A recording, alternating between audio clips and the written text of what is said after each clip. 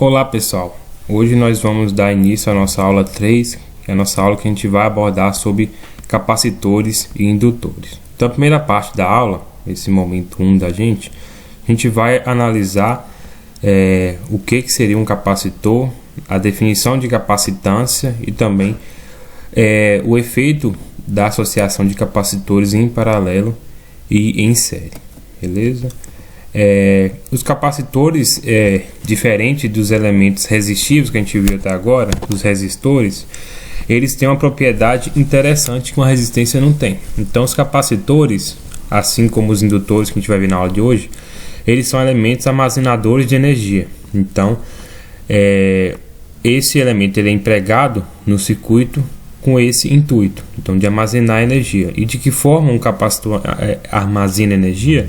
Ele armazena energia em seu campo elétrico, ok? Então a gente vai ver que a construção do capacitor é feita para que justamente a gente tenha essa presença do campo elétrico, e se a gente tem um campo elétrico associado em um componente, a gente tem uma diferença de potencial. Então em circuitos vocês vão ver que quando a gente fala para a parte de implementação, um capacitor ele pode ser dado por diferentes formas de construção. Então nessa figura aqui a gente tem vários tipos de capacitores.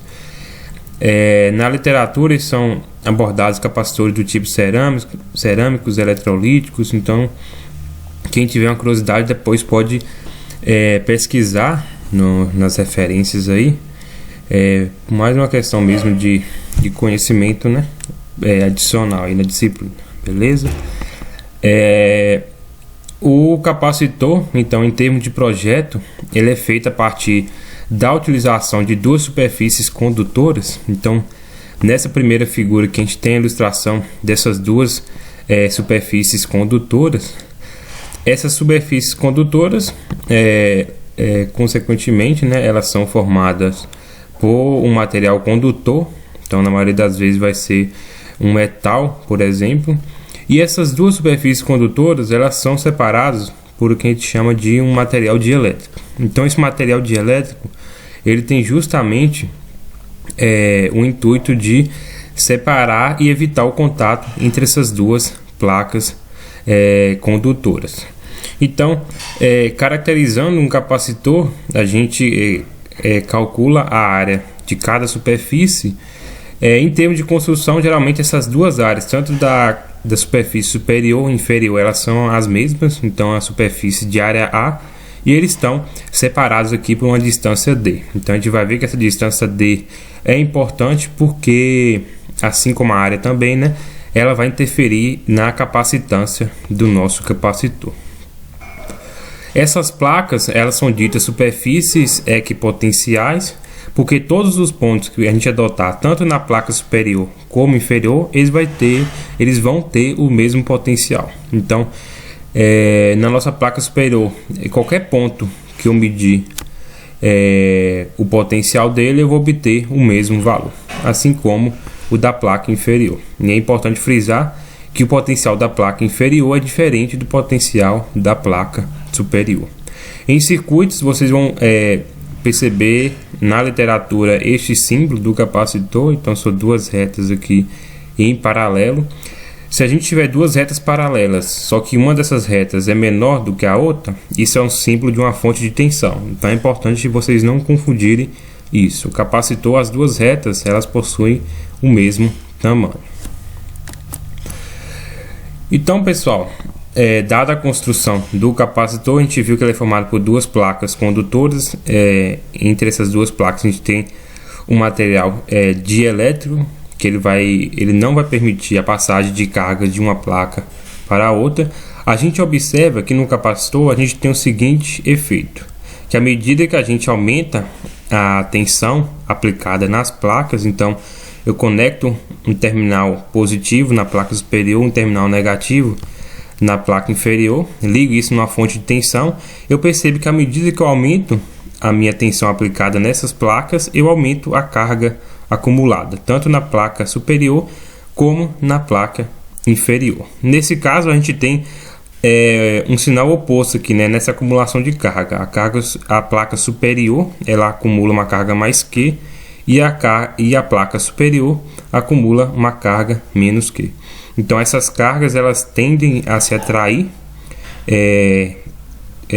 em relação à placa superior e inferior, porém o material dielétrico ele não permite que essas cargas elas se alinhem, né? No caso, se combinem e acabem anulando aí a diferença de potencial.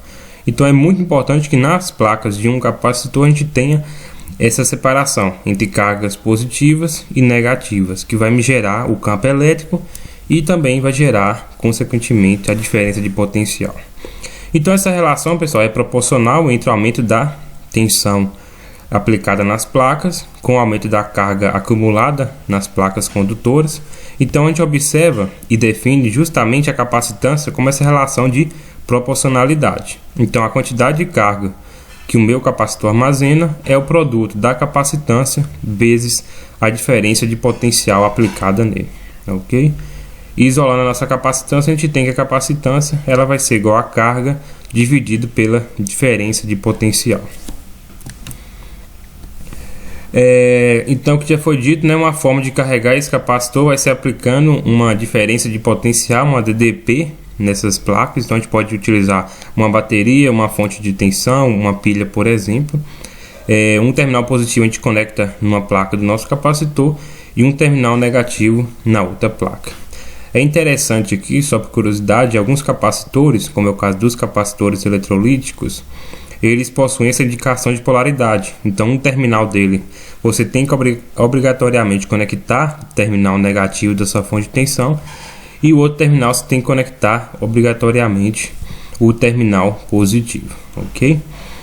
Então como que vai acontecer, por exemplo, a circulação de corrente para carregar esse capacitor em um circuito? Então imaginemos que a gente ligou uma fonte de tensão em série com o nosso capacitor, ok? A gente colocou aqui uma chave no nosso circuito.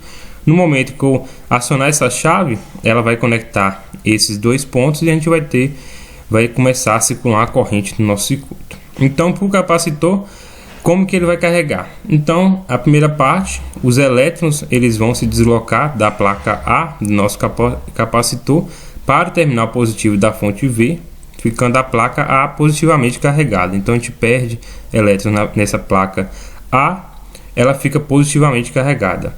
E no caso do terminal negativo da fonte, que está conectado na placa B, a gente vai ter um deslocamento do terminal negativo da fonte V para a placa B. Então, a nossa placa B ela vai ficar negativamente carregada. Então, pessoal, o que a gente tem na verdade é a circulação de elétrons tanto da placa do terminal negativo da fonte para a placa B, como no terminal A do nosso capacitor para a nossa fonte de tensão. Então, se a gente observar, a gente viu que o material dielétrico, que é esse material que fica aqui no interior do capacitor, ele não permite passagem da corrente. O que vai gerar uma circulação de corrente aparente no nosso circuito é justamente esse movimento entre a saída de elétrons da placa positiva e a atração de elétrons na placa negativa, ok? Então, diferentemente de um resistor, em que a corrente ela passa no interior do componente, no capacitor a gente não vai observar esse fenômeno. Então, nesse slide aqui está frisado justamente isso. Os elétrons eles não podem passar diretamente através do dielétrico de uma placa do capacitor. Então, esse movimento da interação do terminal A e B com os terminais positivo e negativo da fonte que vai gerar essa circulação aí de corrente aparente no nosso circuito. Em termos matemáticos, pessoal, a gente consegue relacionar as características de capacitância com algumas propriedades físicas do capacitor. Então, se a gente analisar, para um capacitor de área A e distância D entre a placa superior e inferior, a gente tem que a capacitância ela pode ser expressa como uma função proporcional à área, então ela multiplica em relação à área, e inversamente proporcional em relação à distância, então ela divide em relação à distância, ok? Então, se eu aumento a área do meu capacitor, consequentemente eu estou aumentando a capacitância, ok? Se eu aumento a distância entre as placas, consequentemente eu estou diminuindo a capacitância. Então, o efeito é inversamente proporcional para a distância. Além disso, o material dielétrico, o que ele vai interferir na nossa capacitância? Ele interfere justamente nessa constante chamada de permissividade do material dielétrico, ok? Então, essa permissividade do material dielétrico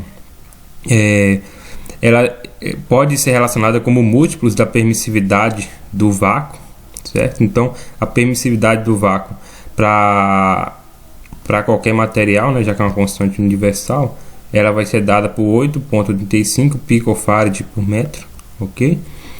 E a constante dielétrica ou permissividade relativa vai ser o múltiplo da constante de permissividade, que vai caracterizar essas duas constantes, a multiplicação dela, com a permissividade do próprio material, ok? Então, a permissividade do material dielétrico ela é diretamente proporcional à capacitância. Então, esses são os três fatores que influenciam na capacitância: a área do nosso capacitor, a distância entre as placas desse capacitor e a permissividade do material. Pessoal, então, para qualquer componente do circuito, né, a gente está interessado, para a gente fazer a análise de circuito, nas características de tensão e corrente desse componente.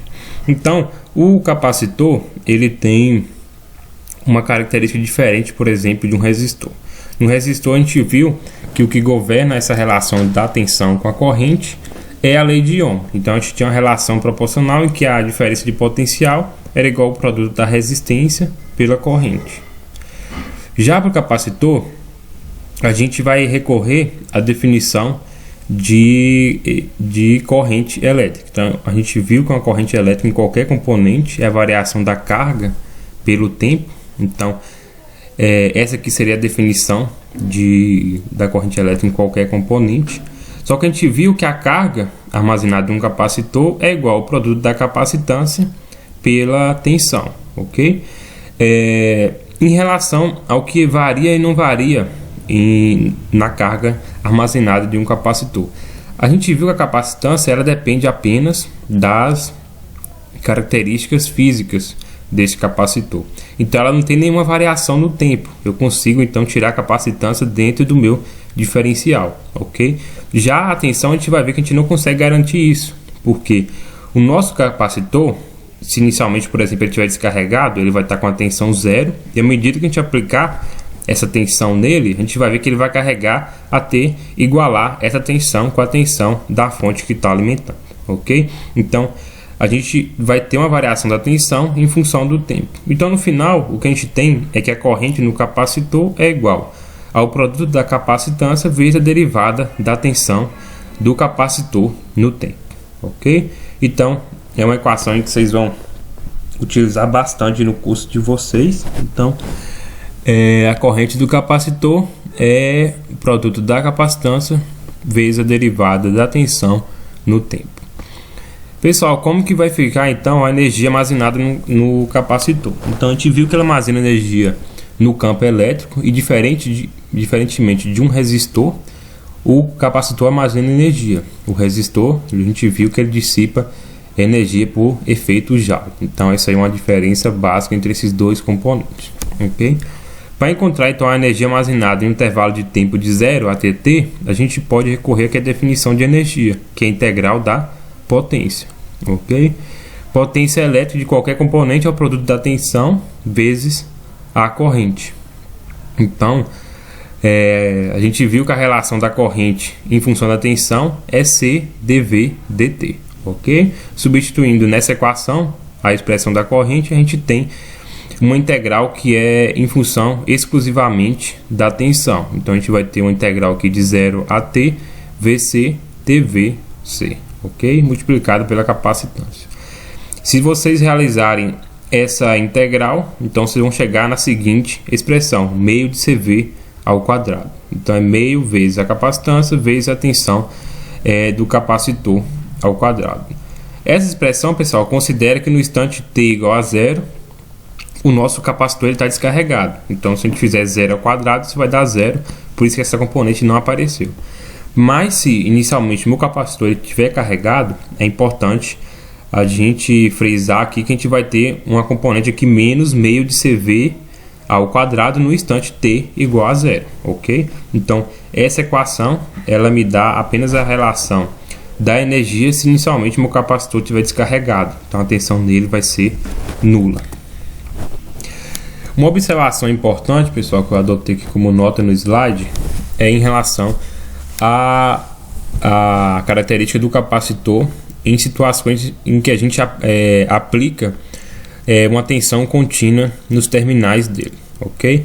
Então o que acontece? A gente viu que quando a gente aplica uma fonte de tensão, se o nosso capacitor inicialmente estiver descarregado, ele vai carregando, vai aumentando o valor dele da tensão até igualar a tensão do capacitor com a da fonte. Então nesse instante que a gente iguala a tensão do capacitor com a da fonte, a gente vai ter a gente não vai ter mais a circulação de corrente no nosso circuito. Então se vocês fizerem uma lei de Kirchhoff de tensão, vocês vão verificar se uma tensão igualou com a outra, então a gente não vai ter mais circulação de corrente no nosso circuito, ok? Então a gente diz que o nosso capacitor ele vai abrir o circuito.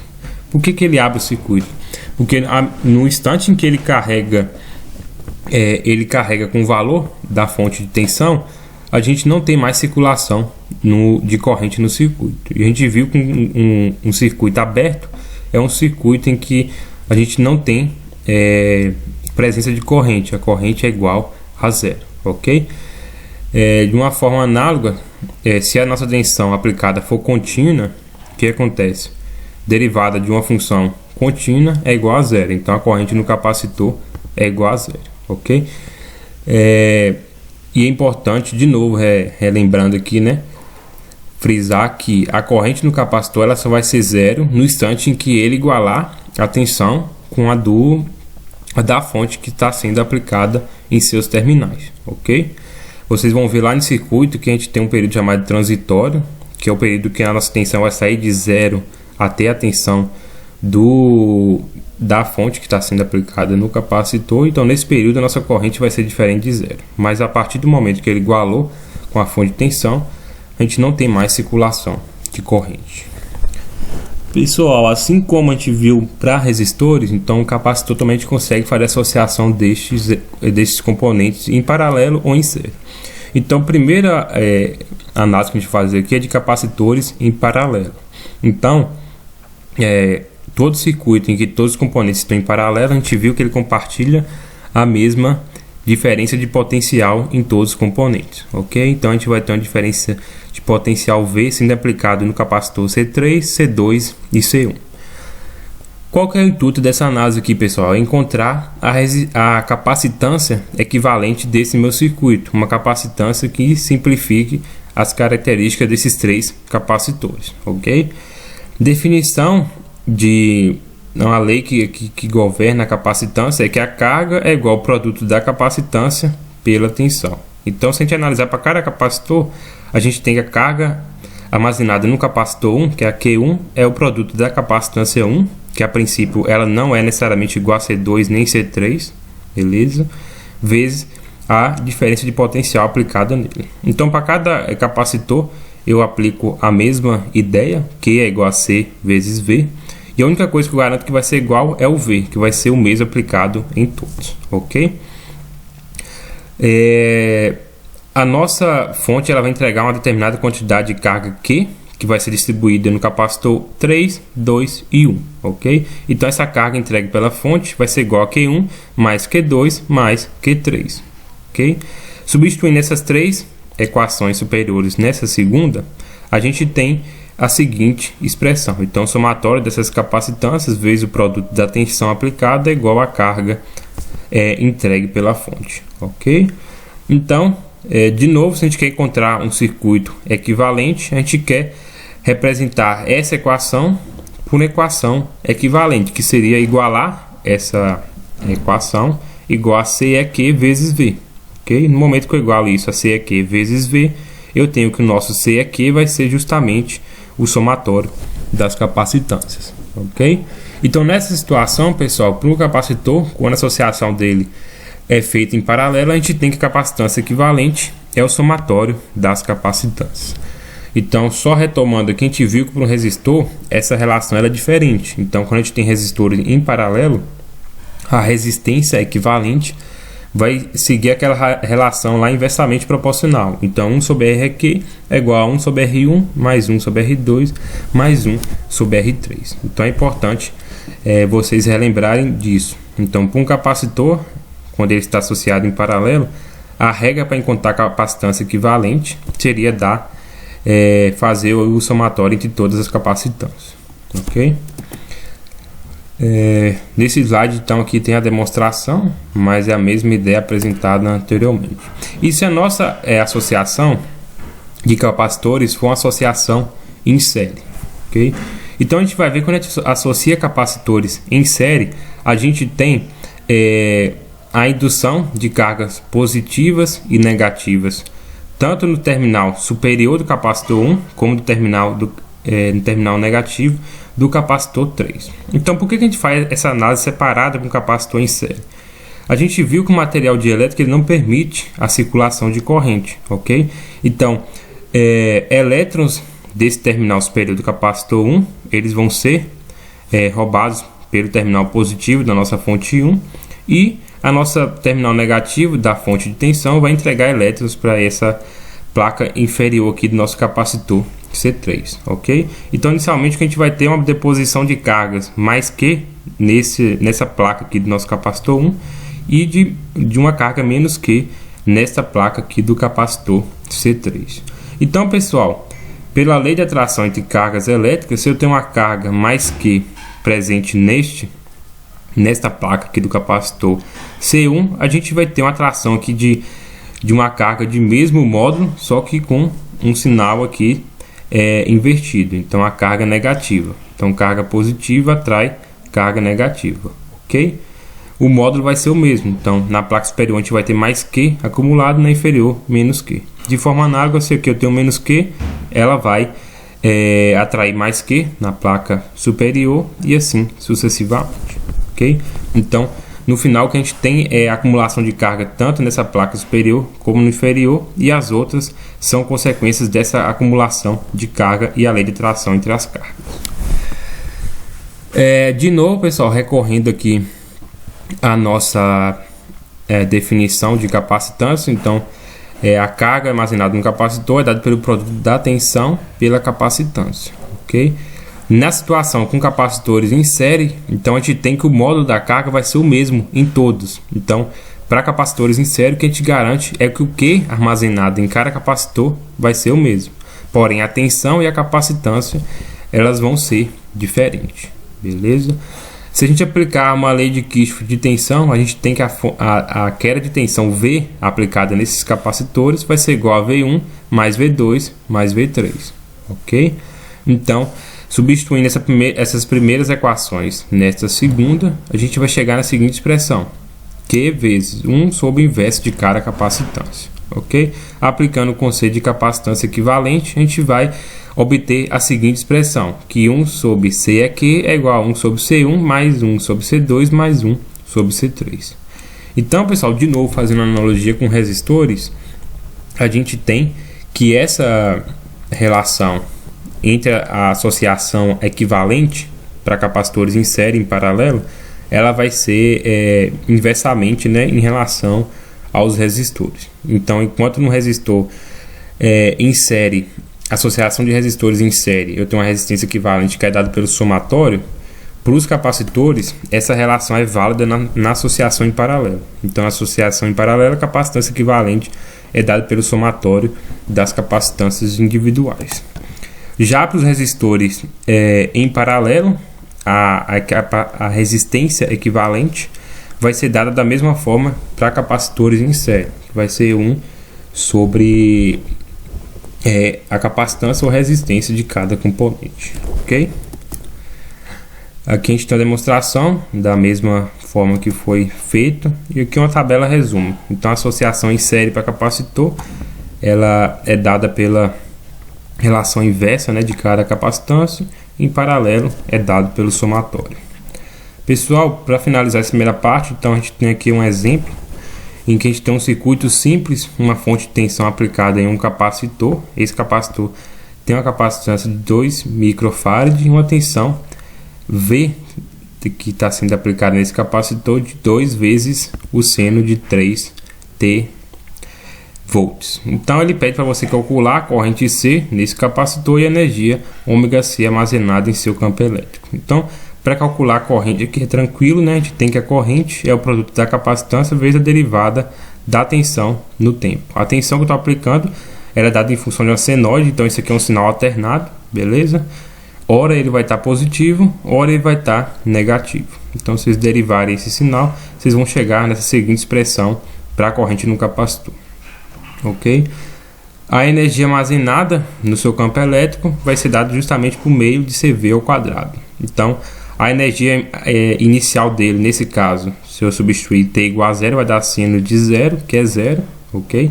Então, inicialmente ele está descarregado. Por isso que eu consigo aplicar essa forma de direto. Senão, eu descontaria aqui menos meio de CV ao quadrado no instante t igual a zero, ok?